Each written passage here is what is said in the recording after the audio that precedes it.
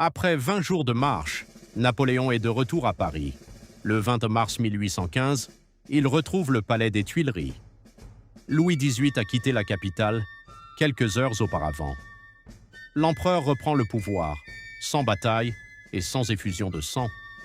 Mais son retour inquiète les souverains d'Europe, car pour eux, Napoléon n'est pas revenu en France, il est revenu sur la scène européenne. Quelques mois auparavant, les grandes puissances européennes s'étaient réunies à Vienne. Leur objectif, redessiner l'Europe, après plus de 20 années de guerre révolutionnaire et impériale. Mais soudain, Napoléon revient. La nouvelle fait l'effet d'un séisme. Le 13 mars 1815, avant même son arrivée à Paris, les souverains réunis à Vienne le déclarent « ennemi et perturbateur du repos du monde ». Une nouvelle coalition se prépare déjà.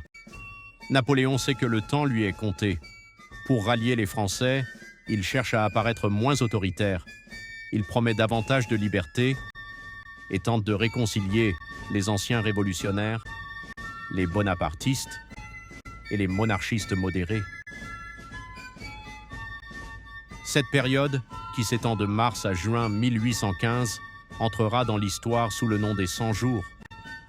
Pour donner des garanties au pays, Napoléon fait rédiger un nouveau texte constitutionnel, c'est l'acte additionnel. Les pouvoirs de l'empereur sont limités, les assemblées obtiennent davantage de droits. Il libère la censure sur la presse. Il élargit le collège électoral. Napoléon espère ainsi montrer que l'Empire peut évoluer. Mais le temps manque, et les armées ennemies se rapprochent déjà. Face à lui, l'Europe se rassemble une nouvelle fois. Le Royaume-Uni, la Prusse, l'Autriche, la Russie et plusieurs autres États s'engagent à reprendre les armes. Près d'1 million de soldats sont mobilisés. Napoléon comprend qu'il ne pourra pas attendre. Il lui faut frapper le premier. Il décide d'attaquer en direction de la Belgique. Son plan est simple, battre séparément les armées ennemies avant qu'elles ne puissent se réunir.